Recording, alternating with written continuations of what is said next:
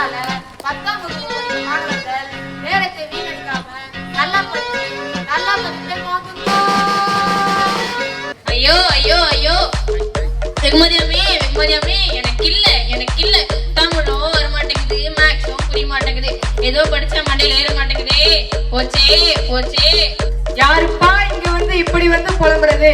அதுவும் பாரதி ஸ்கூல்லயே வந்து புலம்புறாங்களே.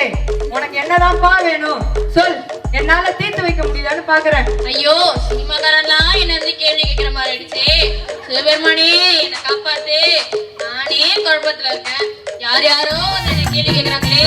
சிவபெருமானே என்னை காப்பாத்து. வாயா நல்லா பாரியா, சிவன் மாதிரி தெரியல. தெரியல பார்த்தா சிவன் மாதிரியே தெரியல. யோ சக்திமான் சிவன்யா, என்ன நம்பியா?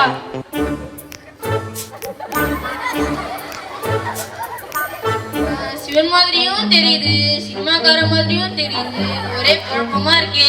ஒன்னும் குழப்பம் வேணாம், நீ தினமும் கோயிலுக்கு வந்து என்ன தரிசனம் பண்றல, அதனாலதான் உன்னோட புலம்பலை கேட்டு நானே உனக்கு உதவி செய்யலான்னு பாரதி பள்ளிக்கு வந்திருக்கேன். நான் இந்த வருஷம் முழுவதும் இந்த ஸ்கூல்ல 10ஆம் வகுப்பு படிக்கிறேன். டீச்சர்ஸ் எல்லாரும் பாடம் எடுக்கிறாங்க, எழுதவும் வைக்கிறாங்க, டெஸ்டும் வைக்கிறாங்க. மார்க் வாங்கலன்னா பேரண்ட்ஸ் வேற கூப்பிட்டு சொல்லிடுறாங்க.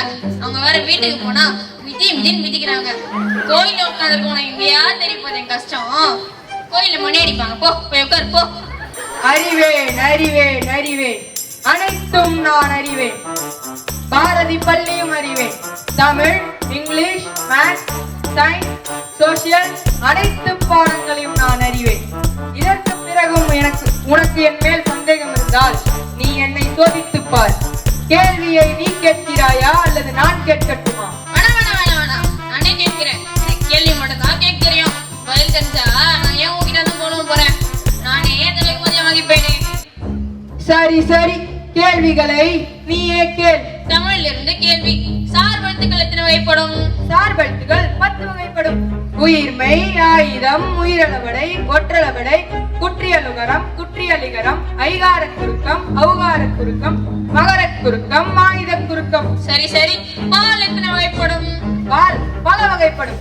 ஆவின் பால், ஜெர்சி பால், எருவேட் பால், ஆரோக்கிய பால், கரும்பு மில்க், இன்னும் பல பால்கள். ஐயோ பால்லாம் சொல்றானே, இது வந்து டூப்ளிகேட் செய்யணும்.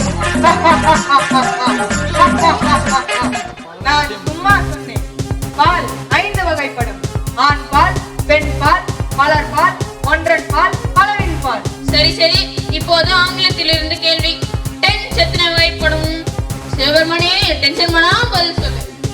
சரி, டென்ஸ் 12 வகைப்படும்.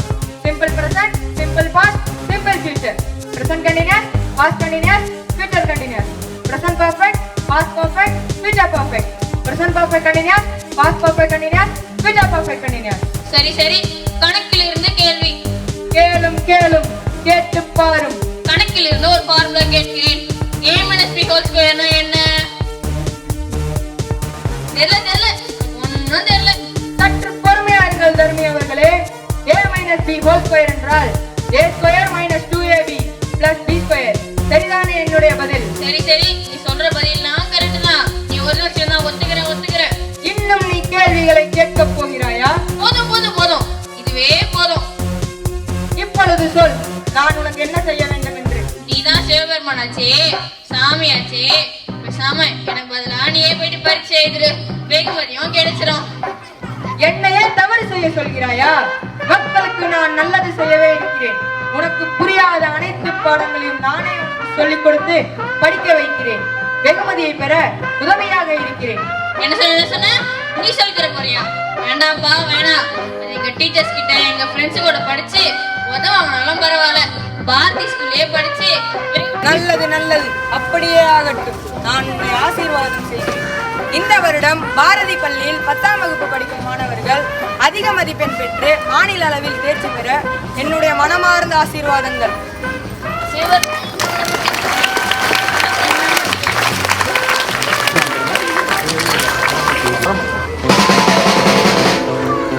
முயற்சி திருவினையாக்கும், முயன்றால் சாதிக்க முடியும். ஆகவே சகோதர சகோதரிகள் மாணவர்களே, கல்வியின் வேர்கள் கசப்பானவை, ஆனால் நீங்கள் சுவைக்கும் கனியோ ருசியானவை.